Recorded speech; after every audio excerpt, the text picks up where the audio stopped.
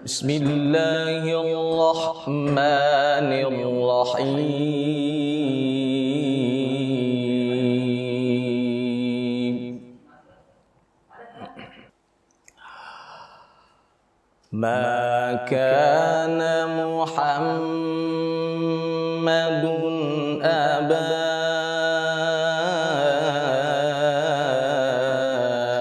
ahadim min rijalikum walakin rasulallahi wa khataman nabiyyin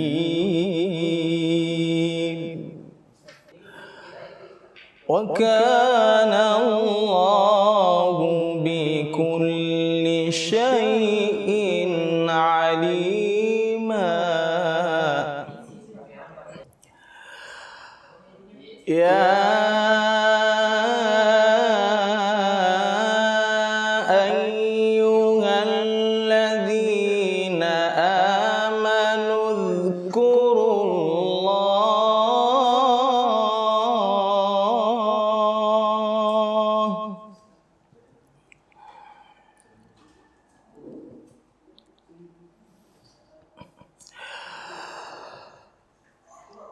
Ya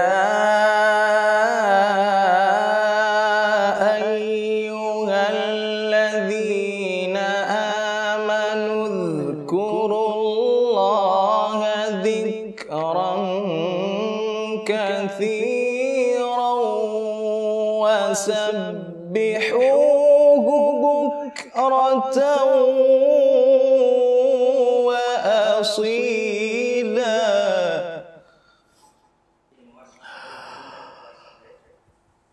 Huwallazi yusalli alaikum wa malaikatuhu liyukhrijakum minadh-dhulumati ilan nur.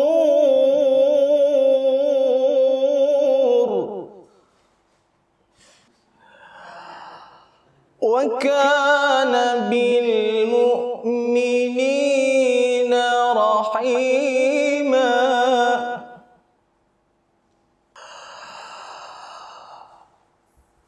Ma kana Muhammadun aba ahadim min rijalikum walakin rasulallahi wa khataman nabiyyin.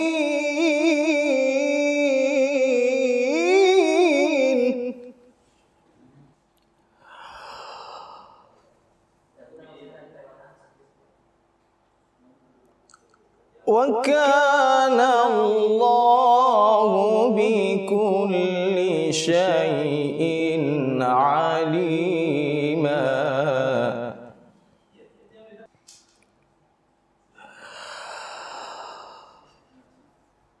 Ma kana Muhammadun aba ahadim min rijalikum walakin rasulallahi wa khataman nabiyyin.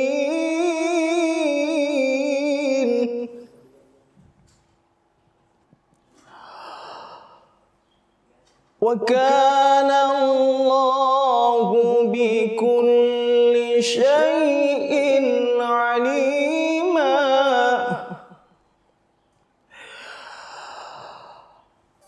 Ya ayyuhalladzina amanu dzkurullaha dzikran katsiran wasabbihuhu bukratan wa asila.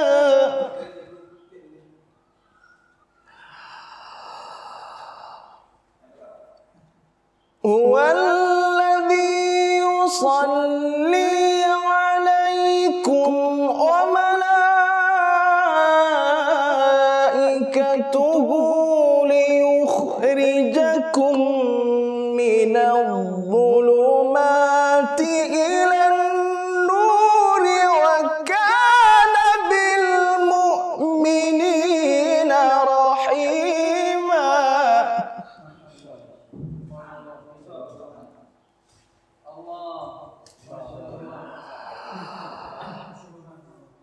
Tahiyyatuhum yawma yalqawnahu salam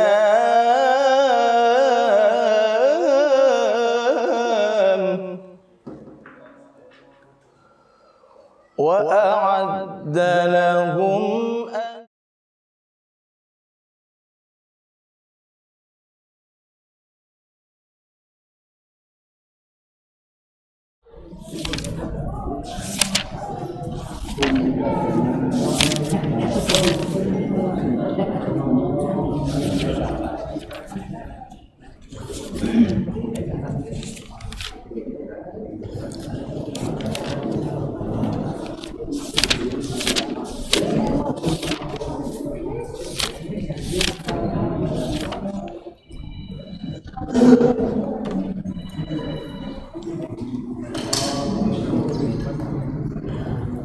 Bismillahirrahmanirrahim.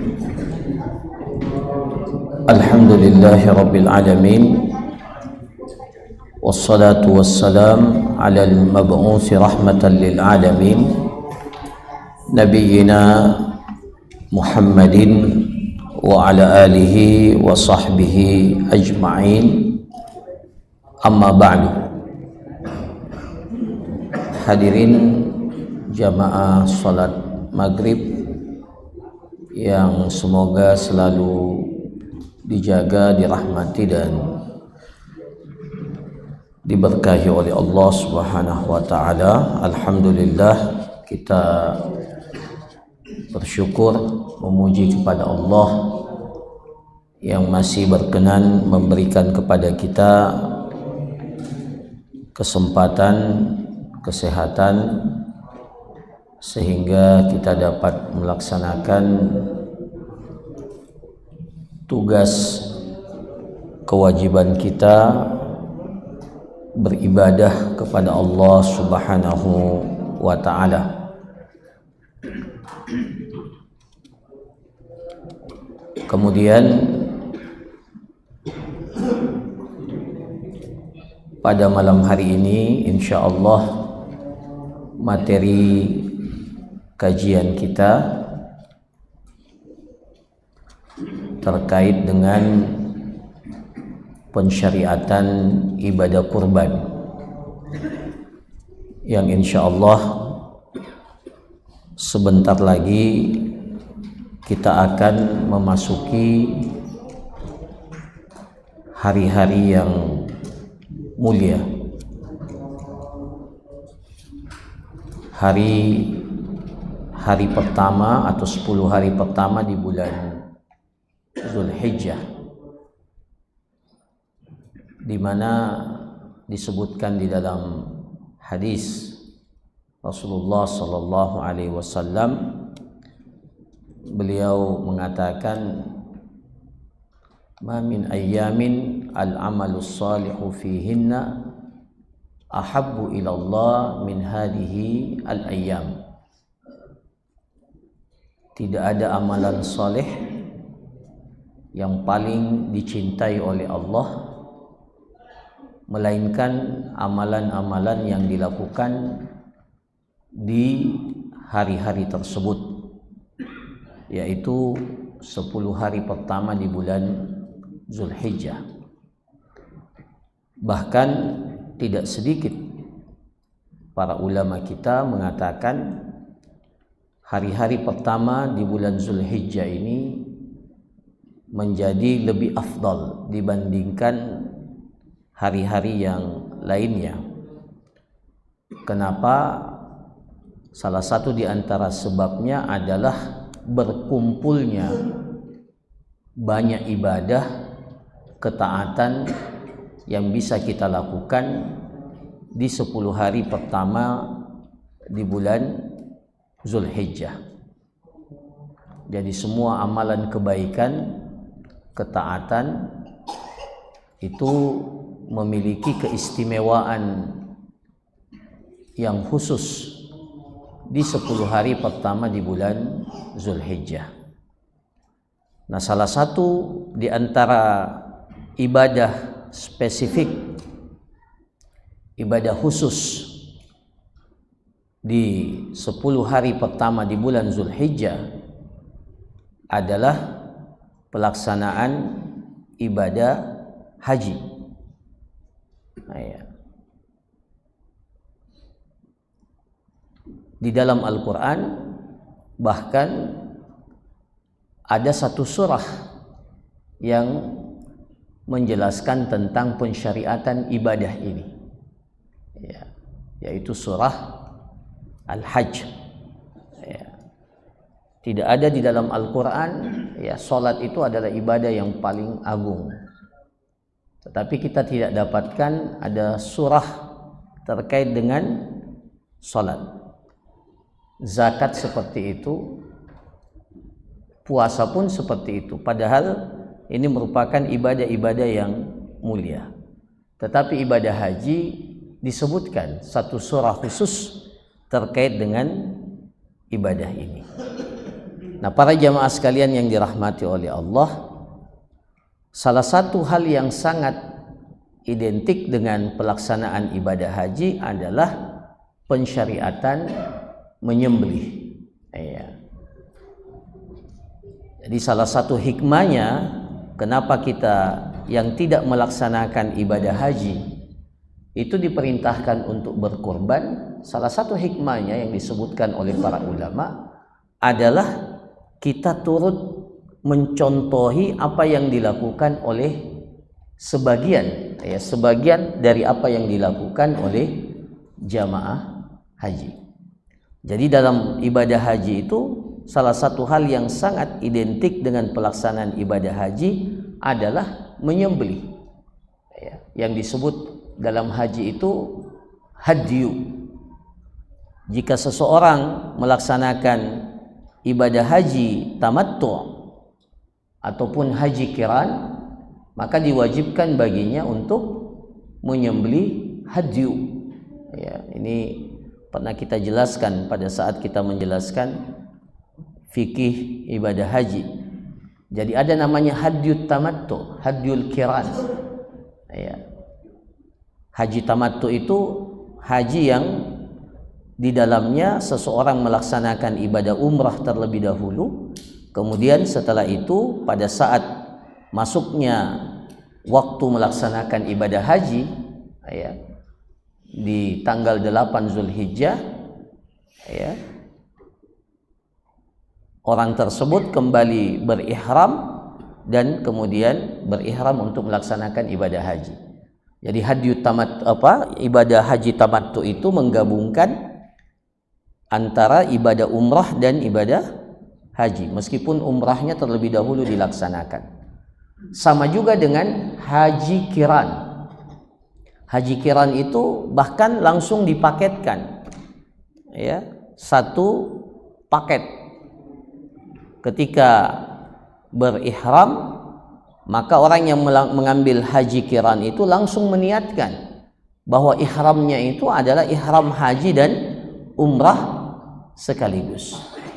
Nah, maka orang yang melaksanakan haji tamattu dan haji qiran itu diperintahkan untuk menyembelih haji, ya, sebagai bentuk kesyukuran kepada Allah Subhanahu wa taala bahwa dia dibolehkan untuk menggabungkan atau melaksanakan dua ibadah dalam satu perjalanan. Ya. Maka kita dapatkan Rasulullah sallallahu alaihi wasallam ketika melaksanakan haji, ya, haji yang kemudian dikenal dengan Hajjatul Wada, kita dapati bahwa Rasulullah sallallahu alaihi wasallam itu menyembelih hadyu, dan jumlah hadyunya Rasulullah yang disembelih oleh beliau itu ada 100 ekor unta. 100 ekor unta. Padahal yang wajibnya ya cuma 1 sebenarnya. Tapi yang lainnya itu bagian daripada sunnah. Nah, ini yang pertama. Kemudian jadi kita yang tidak melaksanakan ibadah haji mencontohi apa yang dilakukan oleh sebagian apa yang dilakukan oleh jamaah haji, termasuk diantaranya ketika kita berniat berkurban, maka ketika sudah masuk awal Zulhijjah, kita yang berkurban ini dilarang untuk menggunting atau memotong rambut, mencukur rambut, ya, dan kemudian dilarang untuk memotong kuku. Itu bagian daripada salah satu hikmah mencontohi sebagian kecil yang dilakukan oleh jamaah haji. Kemudian tidak kalah pentingnya bahwa ibadah kurban ini bagian daripada ketundukan, ketaatan kita kepada Allah Subhanahu wa ta'ala. Pada masa jahiliyah sebelum datangnya Islam, orang menyembelih. Tetapi sembelihan mereka peruntukkan untuk berhala-berhala mereka. Ya.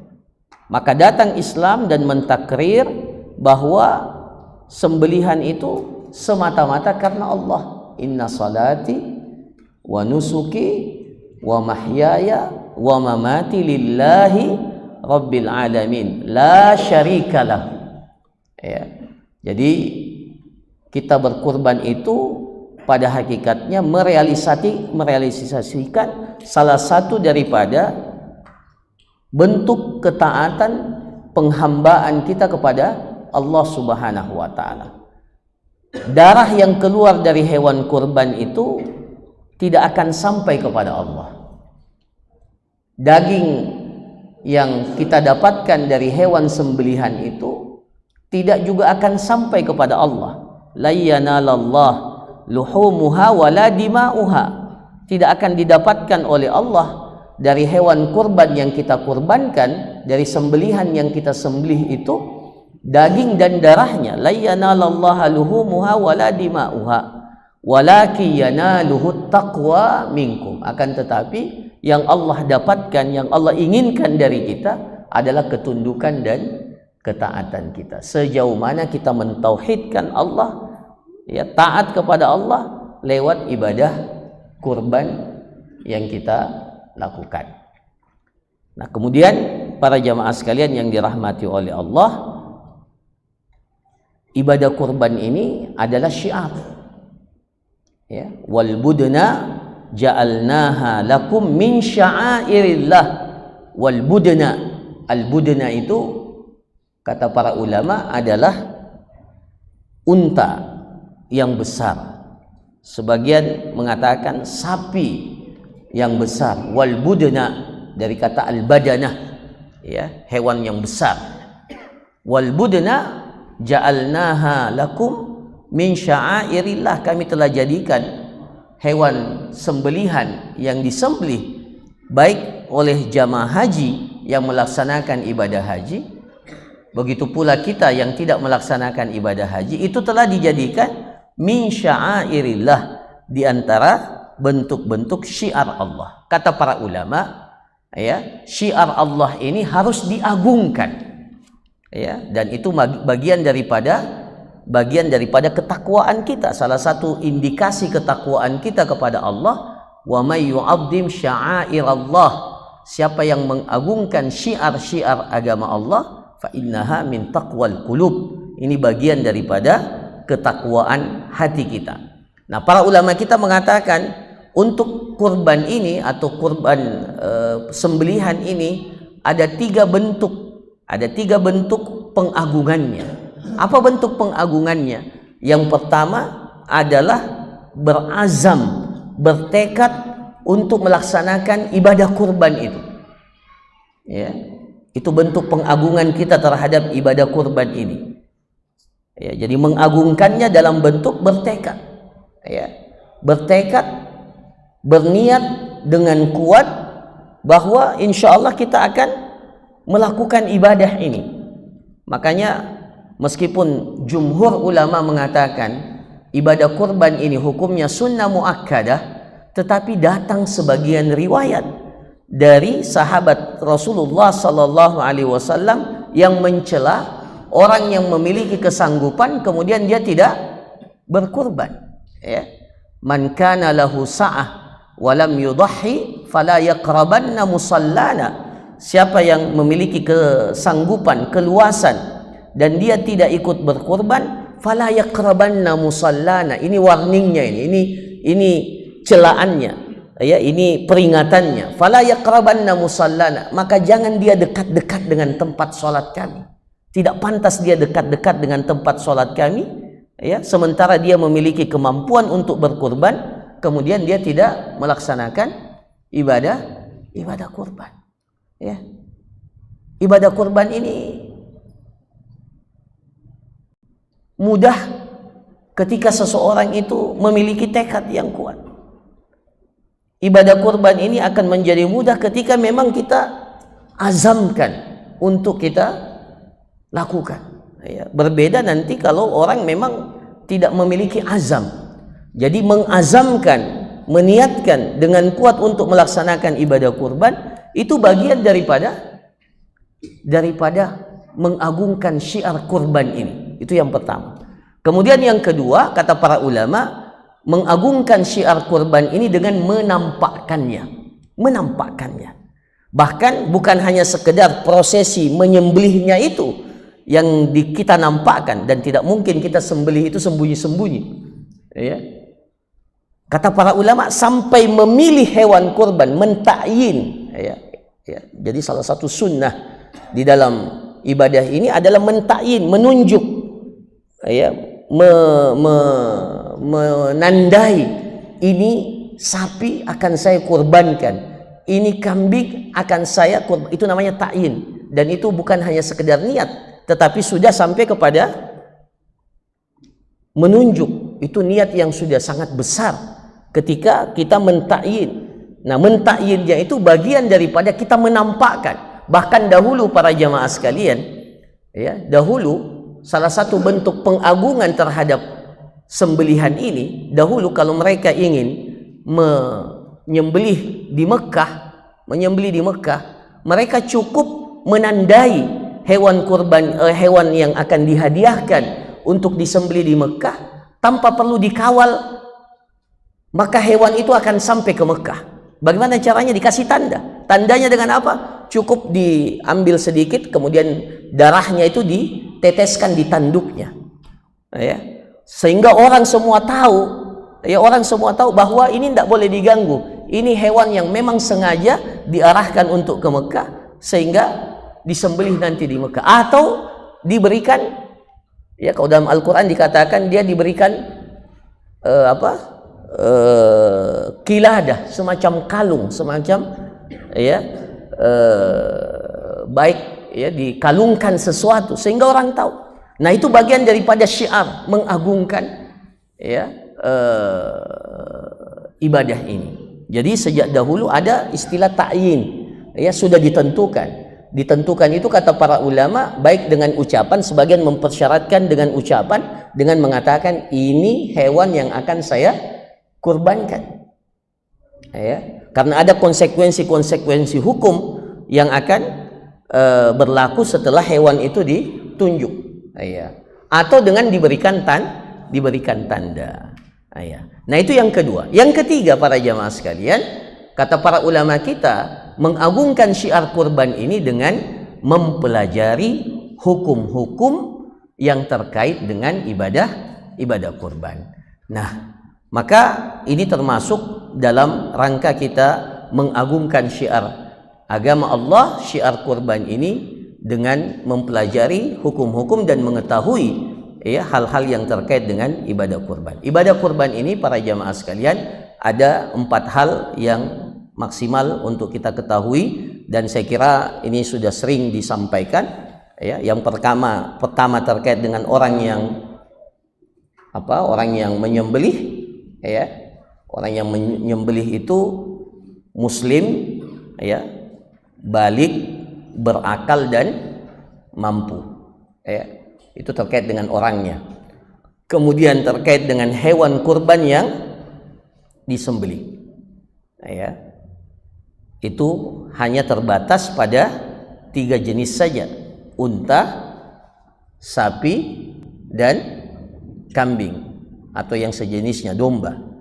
Dan syarat kedua harus memenuhi usia yang telah ditetapkan. Unta itu kalau sudah genap 5 tahun masuk tahun ke-6, sapi itu sudah genap 2 tahun masuk tahun ke-3, kambing itu 1 tahun masuk tahun ke-2, kecuali domba sebagian para ulama mengatakan boleh 6 bulan masuk bulan ke-7.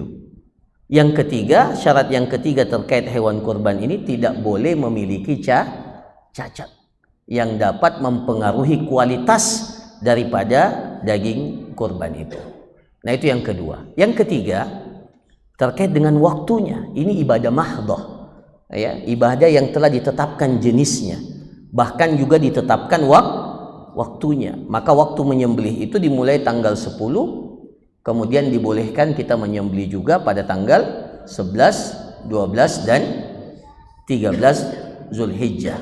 Mulai kapan? Sejak selesainya pelaksanaan sholat Idul Adha sampai sebelum terbenamnya matahari pada tanggal 13 Zulhijjah, ya. Kemudian, ya, yang terakhir, ya, yang terakhir adalah terkait dengan penyembelihannya dan pembagian daging kurban, ya. Penyembelihannya itu dikatakan sah kalau memenuhi 3 syarat utama. Yang pertama, menyebut nama Allah, ya, menyebut nama Allah. Kemudian yang kedua, alat yang digunakan itu terbuat dari besi ataupun sejenisnya dan tajam. Yang ketiga, bahwa harus terputus, ya, ketika disembelih maka terputus. Ada 4, ya, ada 4, ada saluran pernapasan, saluran makanan, dan 2 urat yang di samping itu. 2 dari 4 itu terputus, maka dikatakan sah. Meskipun yang sunnahnya 4-4-nya putus, tapi dikatakan sah, ya, memenuhi syarat sah kurban itu atau sembelihan secara umum, ya, sembelihan secara umum kalau 2 dari 4 itu terputus. Jadi kalau cuma 1 yang putus, katakanlah saluran pernafasannya saja atau saluran makanannya saja yang putus, maka itu dikatakan tidak sah. Nah, ini harus diperhatikan. Nah, jadi itu 3 syarat, ya, terkait dengan tata cara menyembelih. Yang lainnya masuk dalam kategori sunnah dan adab kita di dalam menyembelih. Kemudian hewan kurban itu dibagi menjadi 3. Dibagi menjadi 3. Fakulu minha wa at'imul qani'a wal mu'tar. Dalam surah Al-Hajj dikatakan bahwa hewan kurban itu atau sembelihan itu dapat diperintahkan kepada kita untuk kita makan. Fakulu minha, ya, itu 100 ekor unta yang disembelih oleh Rasulullah sallallahu alaihi wasallam. Itu Rasulullah minta sedikit dari setiap hewan itu dagingnya untuk beliau cicipi, ya, cicipi. Kalau tidak dagingnya, beliau minta kuahnya. Yang jelas memang sunnahnya kita memakan sebagian dari hewan yang kita sembelih. Kemudian yang kedua,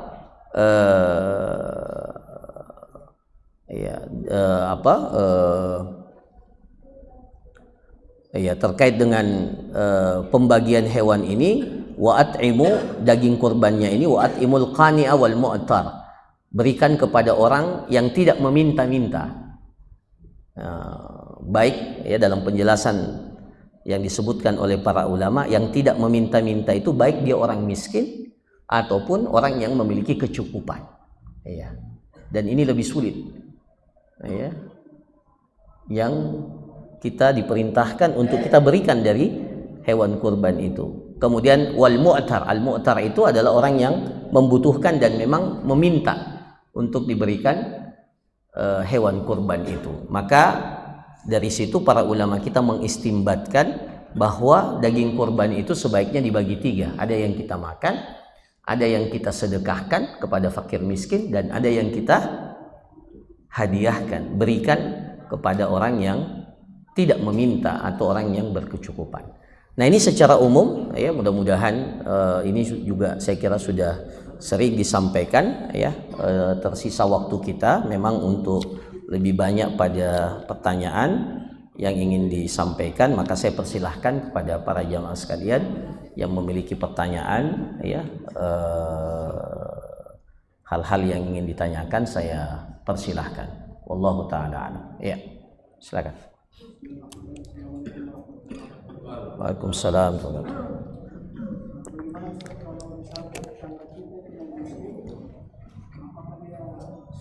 Bisa mendapatkan hadiah kurban dari kita atau tidak sama sekali kita berikan. Yang kedua, biasanya ini ada kebetulan dia pengusaha penjual contoh, tapi kan dia berkurban dan bagiannya dia itu kebetulan dia banyak bagiannya, dia jual kembali dijadikan jualan. Apakah itu boleh atau tidak?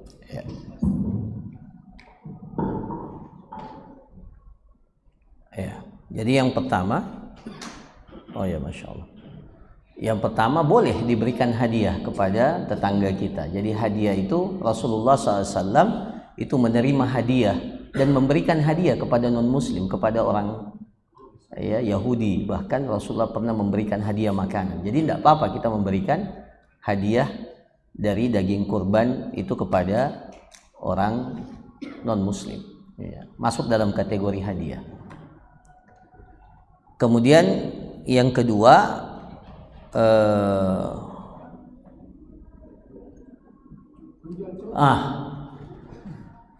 jadi kalau kita yang berkurban, maka tidak boleh kita menjual daging kurban itu. Ya, tidak boleh kita menjual daging kurban itu. Kecuali kalau daging kurban itu kita sedekahkan kepada fakir miskin, atau kita hadiahkan kepada seseorang, kemudian setelah dia miliki dia jual. Itu tidak ada masalah. Tapi bagi kita yang berkurban, maka tidak pantas, tidak pantas daging kurban itu dijual. Jadi kalau dia penjual coto atau penjual bakso, Tidak, maksud saya begini, kan dia sudah bagi kemarin, sisa bagian ini itu dia makan. Kebetulan dia ada lebih begitu. Jadi tidak pantas. Tidak pantas dia menjual itu. Dia sudah niatkan ini untuk ibadah kepada Allah Subhanahu wa taala. Ketika dia telah memberikan kepada fakir miskin dalam bentuk sedekah, dia sudah melaksanakan ibadah bersedekahnya.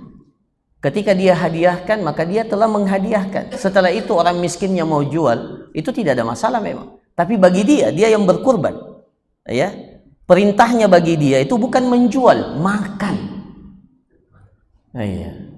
Fakulu minha, makan, makan, bukan dijual. Maka daging kurban itu kalau tidak habis, boleh tidak disimpan? Boleh. Pada awalnya Rasulullah SAW itu kuntu nahaitukum an iddikhari luhumil adahi fawqa thalath. Saya telah melarang kalian untuk menyimpan daging kurban itu lewat dari 3 hari.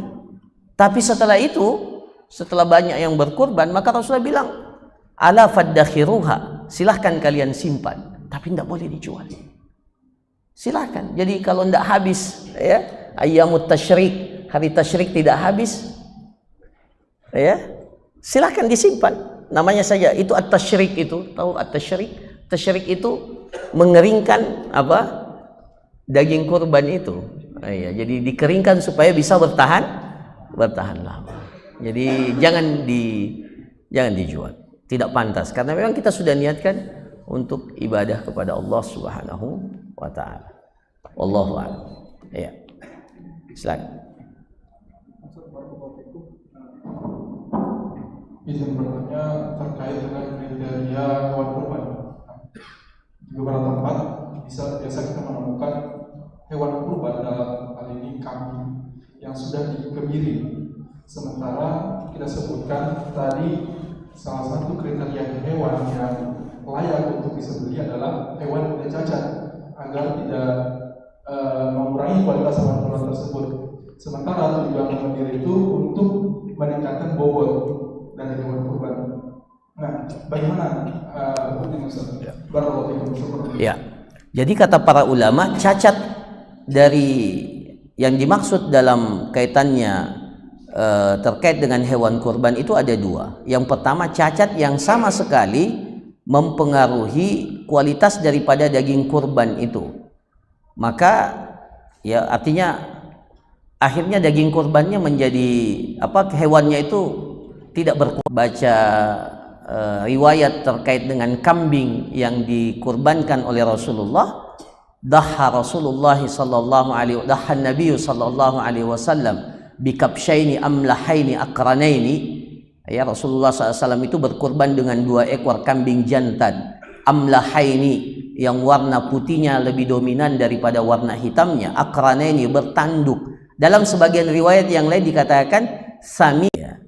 Kalau kita cari yang paling murah, ya, saminain. Dalam riwayat yang lain dikatakan saminain. Itu badannya besar, gemuk, ya, banyak dagingnya.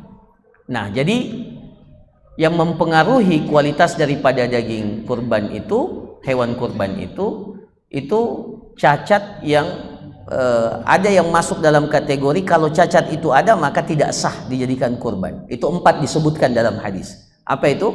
Kalau matanya picak, ya, al-aura al-bayyinu awaruha, yang picak matanya. Kemudian yang kedua, al-arja al-bayyinu arajuha, kalau kakinya pincang. Iya. Kenapa? Karena kalau ada cacat ini pada hewan itu, dia selalu ketinggalan.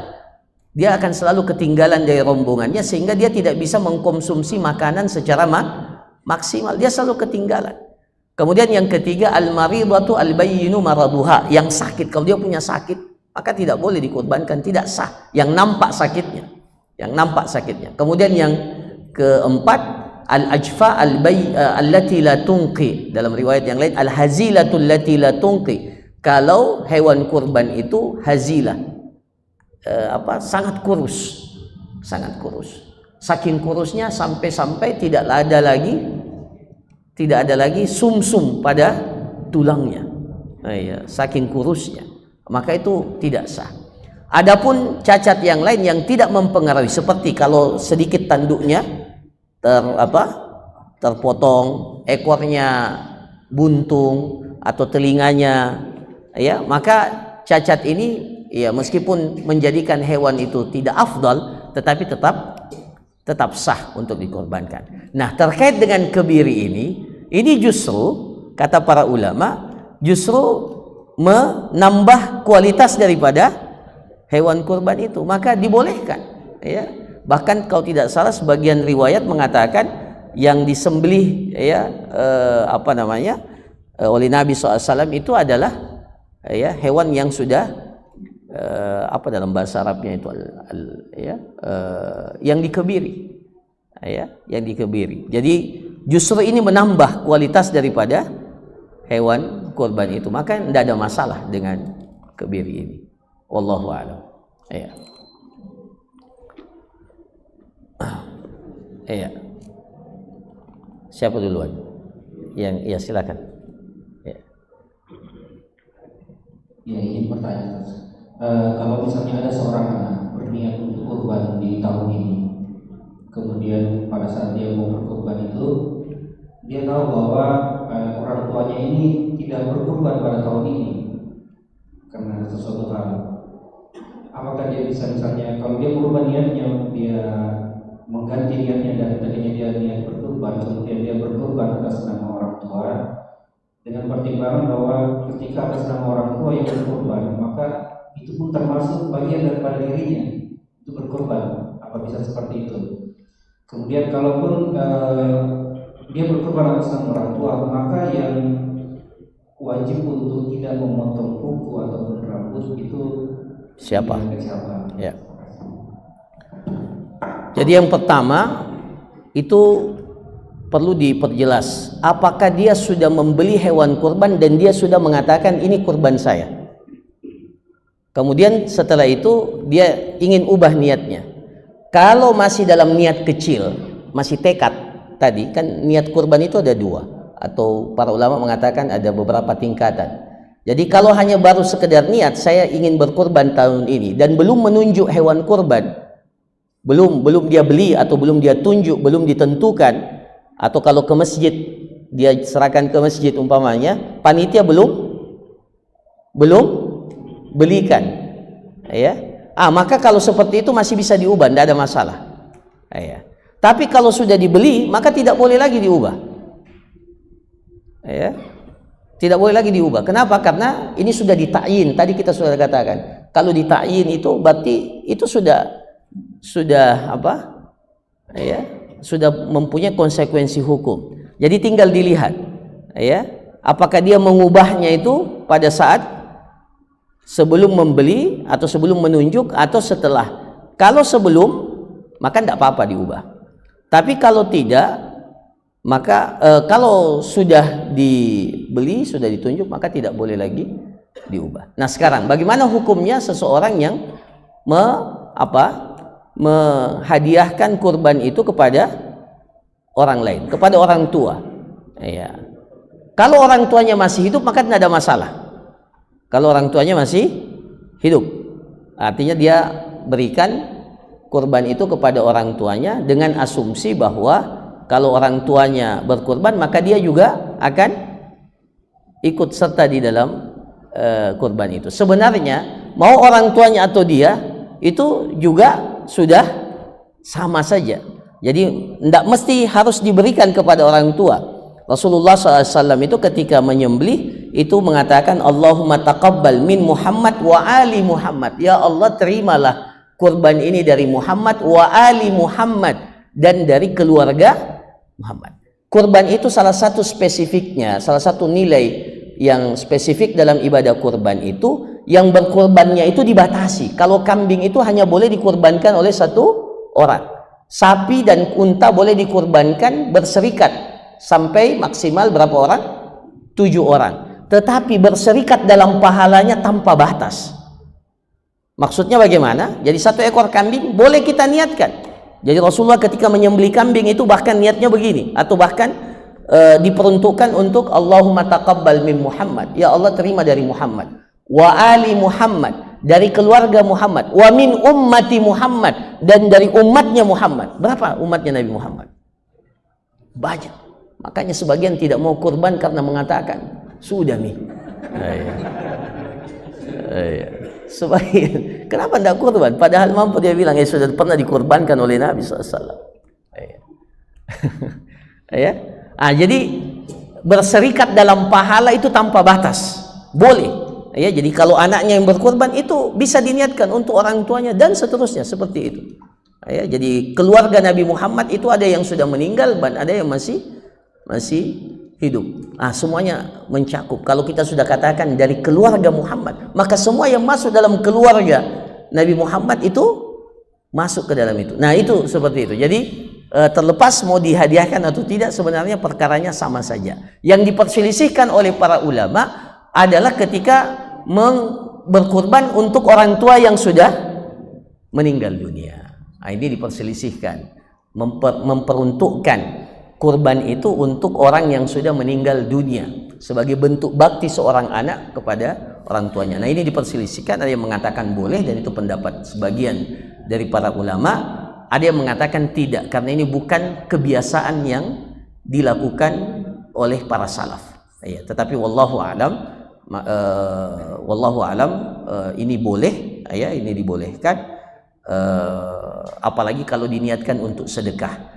Tetapi sebaiknya kita nasihatkan, sebaiknya dia saja yang berkurban, tidak usah dihadiahkan kepada orang yang sudah meninggal dunia. Karena kalau dia sudah berkurban, maka pahalanya juga kalau diniatkan untuk orang yang meninggal dunia maka akan sampai. Dan ini mohon maaf, terkait dengan pahala bagi orang yang meninggal dunia, kita ini yang hidup itu butuh juga pahala. Jangan semuanya hadiah kepada orang yang meninggal dunia. Orang yang meninggal dunia itu tidak bisa lagi berniat.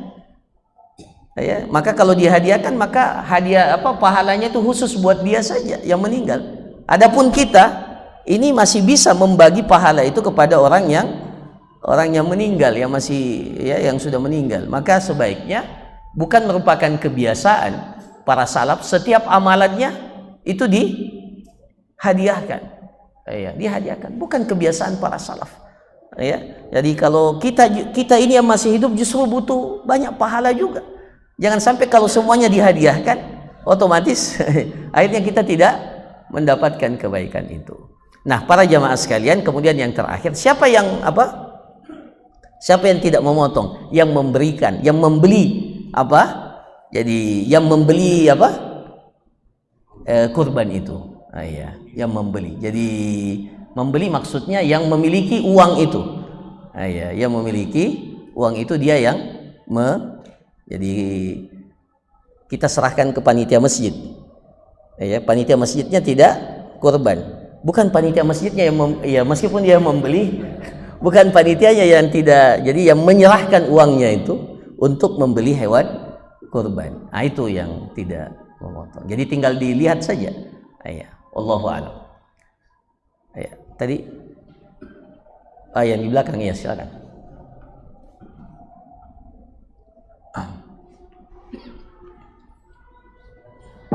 Assalamualaikum warahmatullahi wabarakatuh. Waalaikumsalam. Pertama Ustaz, kami tanyakan, sebagian dari panitia kurban itu mengambil sebagian tulang dan dagingnya untuk dimasak, kemudian malamnya dimakan bersama, dimakan bersama sama panitia dan warga di sekitar. Bagaimana hukumnya Ustaz?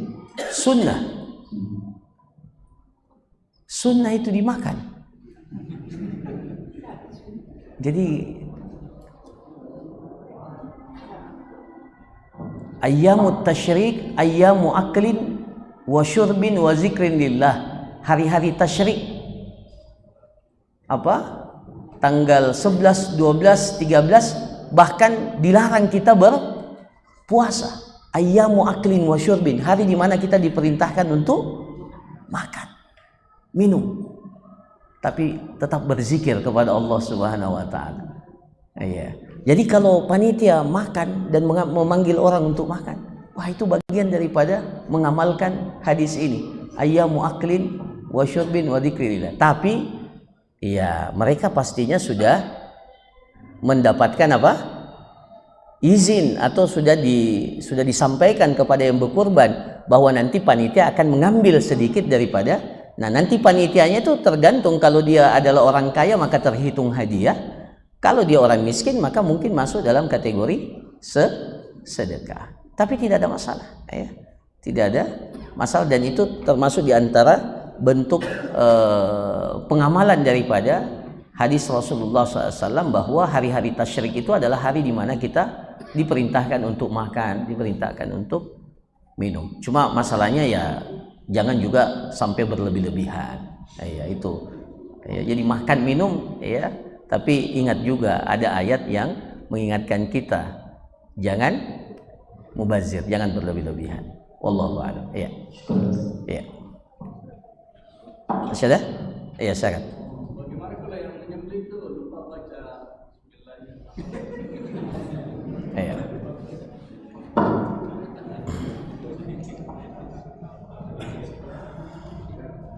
Dalam Al-Quran disebutkan wala ta'kulu mimma lam yudhkarismullahi alaihi. Jangan kalian makan binatang atau hewan yang disembelih dan tidak disebutkan nama Allah. Nah, kalau dia lupa,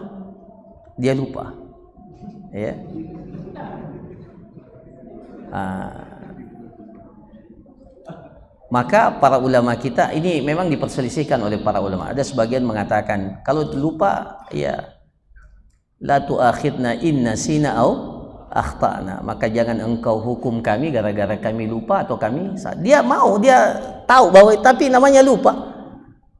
Maka sebagian mengatakan masih boleh dimakan, dan boleh dimakan.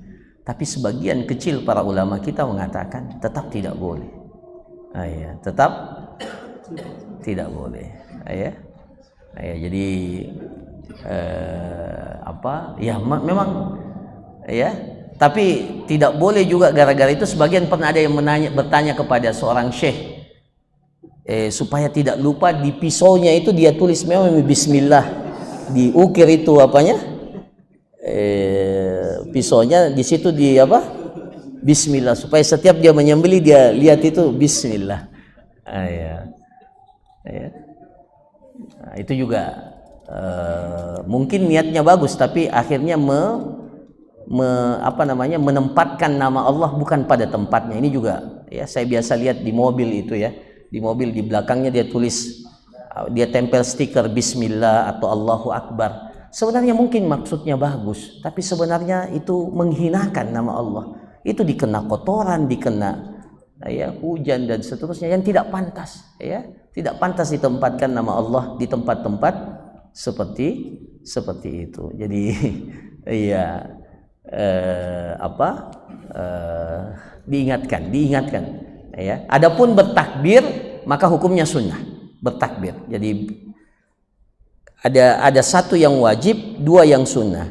Ketika kita menyembelih, yang wajib itu menyebut bismillah. Dalam hadis dikatakan ketika Rasulullah menyembelih 2 ekor kambing itu fasamma wa kabbar. Beliau menyebutkan nama Allah wa kabbar dan beliau bertakbir.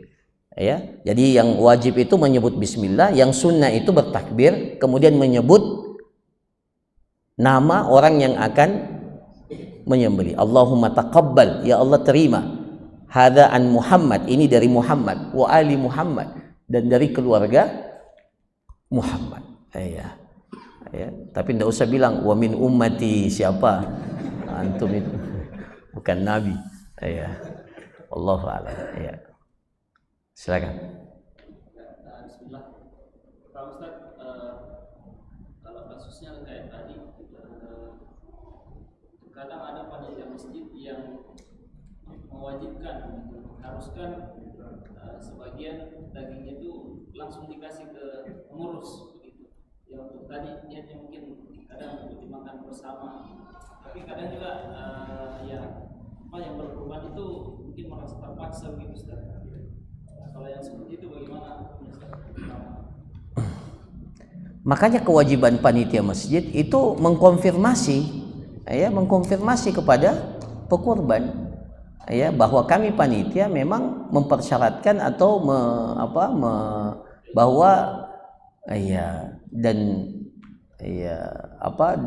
dari sebagian daripada hewan kurban itu ada yang diambil untuk dikonsumsi oleh panitia atau dikonsumsi oleh jamaah secara bersama-sama. Ya, harus dikonfirmasi seperti itu sehingga tidak ada perasaan terpaksa. Ya, jadi ya, kecuali mungkin kalau panitianya ambil lebih banyak, ya, sehingga ya yang berkorban mungkin cuma dapat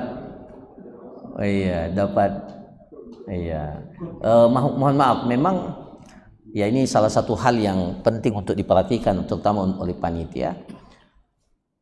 Daging kurban yang kita bagi itu harus dipilih bagian yang terbaik, ya, yang kita bagi, meskipun untuk orang miskin, ya, yang maksimal, yang jangan kasih orang sesuatu yang kita sebenarnya tidak. Ini mohon maaf, biasanya itu tulangnya sudah sangat bersih sekali. Iya. Iya, jadi sebagian yang dapat ya wala tayammamul, itu kan arahan Al-Qur'an. Arahan Al-Qur'an dengarkan baik-baik. Wala tayammamul khabisa minhu tunfikun. Jangan pilih yang jelek. Yang jelek itu kalian infakkan, kalian sedekahkan. Bukan begitu. Iya. Iya. Jadi ya ini panitia iya, mau jadi dibagi. Sementara untuk panitia Masya Allah. Iya. Iya. Justru harusnya kalau mau ini ya. Jadi seperti itu. Jadi diminta. Ya, dan saya kira semua yang ikut berkorban, kalau kita itu biasanya sudah mengetahui bahwa di masjid ini sekian diberikan kepada panitia, sehingga betul-betul ya, dan memang memang bagian pekurban itu harus juga diperhatikan baik-baik, apalagi dia yang berkurban, maka harus diberikan yang maksimal. Wallahu a'lam. Ya. Masih ada?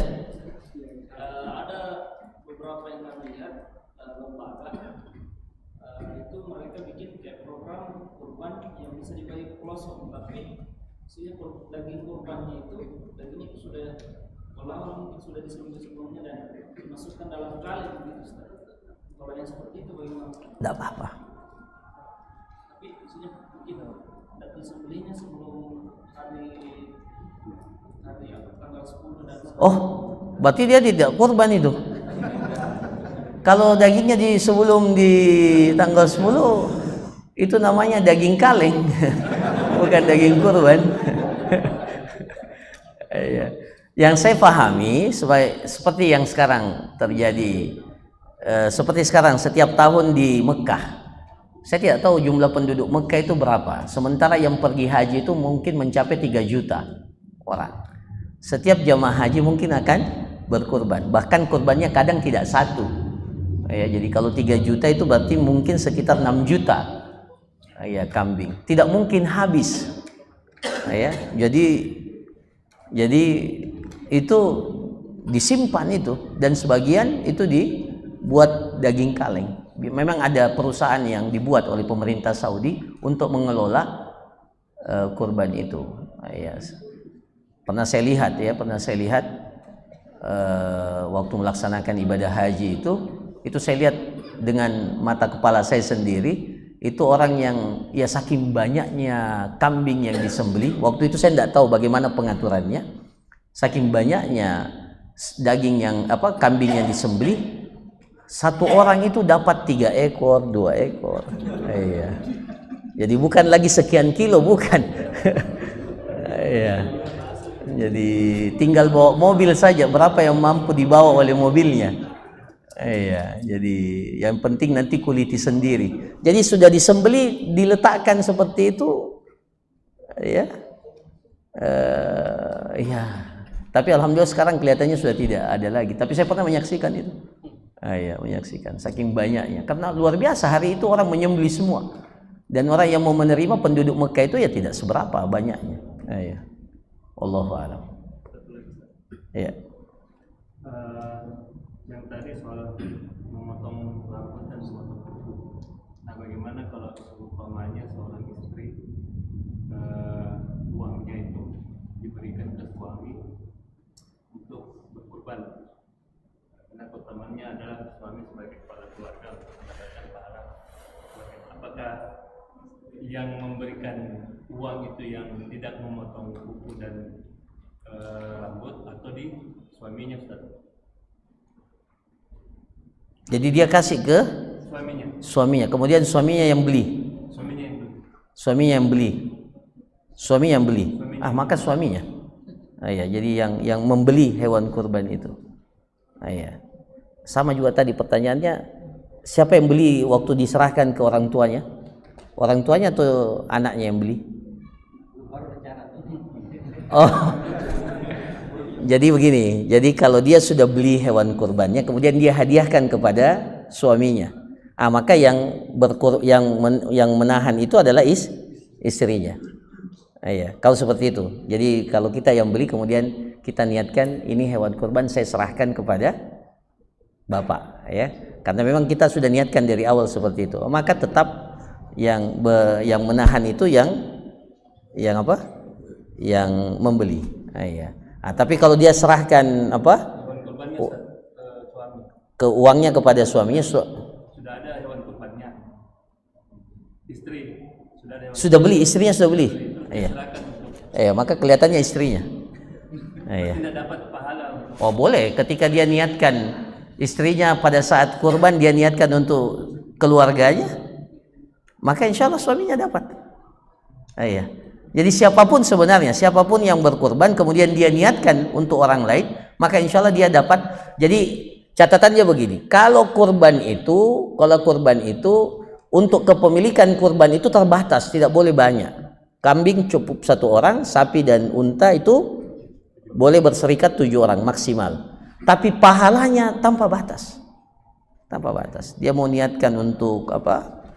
Untuk suaminya, untuk keluarganya, keluarga suaminya, keluarga istri, boleh semuanya. Allahu a'lam. Iya, masih ada? Iya. Jadi yang di kantor kami teman kami kurban juga dalam 7 orang. Tapi dia juga memotong, dia juga minta kepada kami kepala sapi. Kan dia berkorban. Semua bisa ini.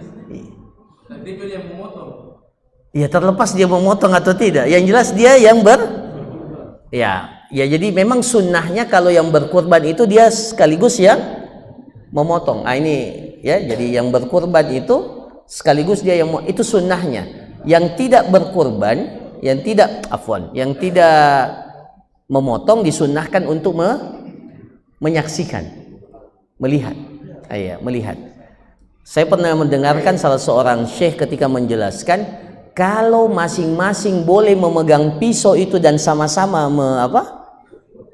itu berarti ikut menyembelih juga. Ya tapi kan susah, umpamanya 7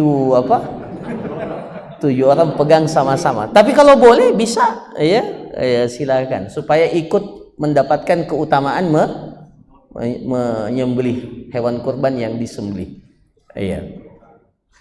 Bahkan disebutkan oleh sebagian para ulama dalam kitab fikihnya ikut memegang pisau sama-sama. Nah, tapi kalau tidak maka boleh diwakilkan kepada seseorang, dan karena dia yang berkurban maka dia berhak untuk dapat.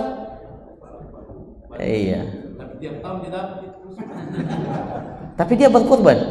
Tidak ada masalah. Yang penting bukan upah, karena memang dia berkurban dan dia berhak untuk mendapatkan atau dia punya bagian daripada hewan kurban itu, dan bukan bagian dari upahnya.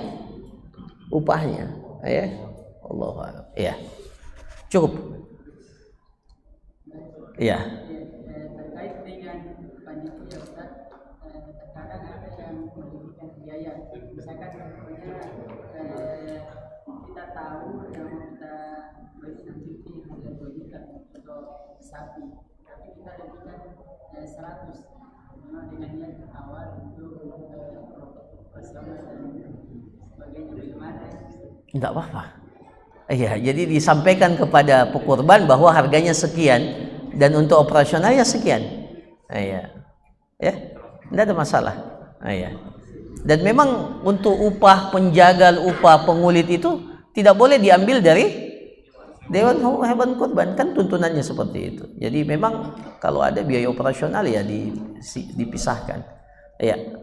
Masih ada ya? Assalamualaikum warahmatullahi wabarakatuh.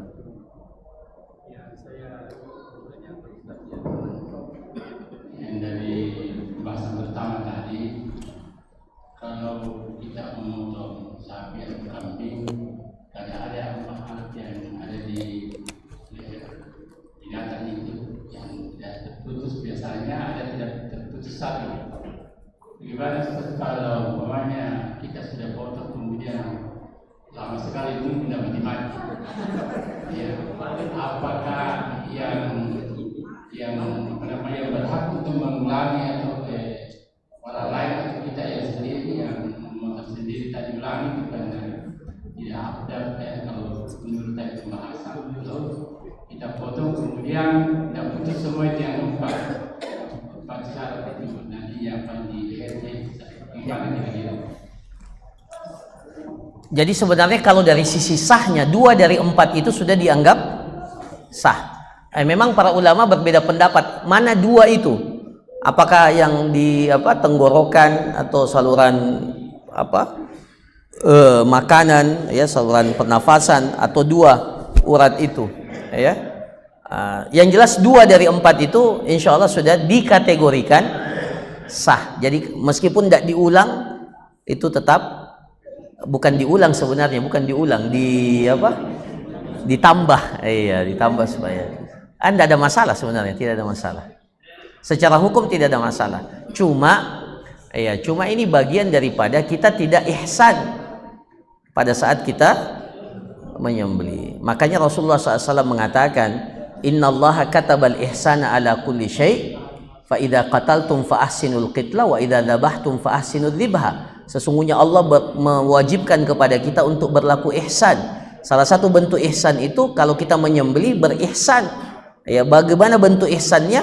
Wal yuhidda ahadukum syafratah wal yurih dzabihatahu. Hendaklah dia menajamkan pisau yang akan dipakai untuk menyembelih. Wal yurih dzabihatahu, dan ketika hewan disembelih itu betul-betul dalam kondisi yang nyaman, ya, kondisi yang nyaman. Jadi itu sunnah yang harus diperhatikan, ya, sunnah diperhatikan, mengasah sampai betul-betul tajam, ya, tapi mengasahnya jangan di depan hewannya, ya, itu juga ada tuntunan adab, ya, dan betul-betul hewannya itu merasa nyaman. Saya kira demikian para jamaah sekalian, mudah-mudahan kita diberikan oleh Allah, ya, kesanggupan, kemudahan untuk berkurban, ya, berkurban. Dan saya, ya, kalau tidak mampu berkurban karena tidak cukup tidak cukup dana umpamanya, maka ada satu kebaikan sekarang yang luar biasa pahalanya. Apa itu? Kirimkan uang itu meskipun tidak cukup, kirimkan, donasikan untuk Gaza, ya. Di Gaza ini kelihatannya wallahu alam, pandangan ini pribadi, ya, pribadi, saya sudah tanya harga satu kambing itu 16 jutaan. Sementara orang di Gaza itu mungkin memang ya perlu juga daging, tapi lebih butuh akan makanan yang cepat, ya, makanan pokok, sembako, roti, gandum, dan seterusnya. Maka ya kalau kita ya tidak mampu berkurban tapi punya kelebihan dana, maka ada kebaikan yang luar biasa. Ayo, ya, bahkan ya mungkin kalau ada yang menyisihkan sebagian kurbannya itu untuk, ya, atau dia tidak berkurban tapi dia kirimkan semua dananya untuk Palestina, untuk Gaza, mungkin untuk kondisi sekarang mungkin lebih afdal, mungkin lebih afdal. Ya, ini pandangan pribadi saja. Tapi kalau katakanlah kita tidak mampu berkurban tapi masih punya kelebihan, ya, kan harga sapi sepertujuh itu 2, kita punya 1 juta kelebihan dana, ya, ada ini satu kebaikan yang luar biasa. Hari-hari ini saudara-saudara kita, ya, itu membutuhkan, ya, bantuan kita. Maka jangan lupa, ya, jangan lupa, bahkan nanti ayyamu aklin wa syurbin, hari-hari tasyrik, ya, hari-hari tasyrik, janganlah terlalu berlebih-lebihan, ya, jangan terlalu berlebih-lebihan, ya, dan jangan terlalu diobral di medsos, ya, hari ini kita makan daging, ya, sangat tidak pantas. Sebagian saudara kita kelaparan sementara, ya, kita, ya, jadi kalau ada kelebihan bisa kita donasikan. Nah, itu saya kira, ya, satu hal yang perlu untuk kita perhatikan. Barakallahu fikum, jazakumullah khairan, subhanakallahumma rabbana wa bihamdik, nasyhadu an la ilaha illa anta nastaghfiruka wa atubu ilaik, wa sallallahu ala nabiyyina Muhammad wa ala alihi washabbihi ajmain. Assalamualaikum warahmatullahi wabarakatuh.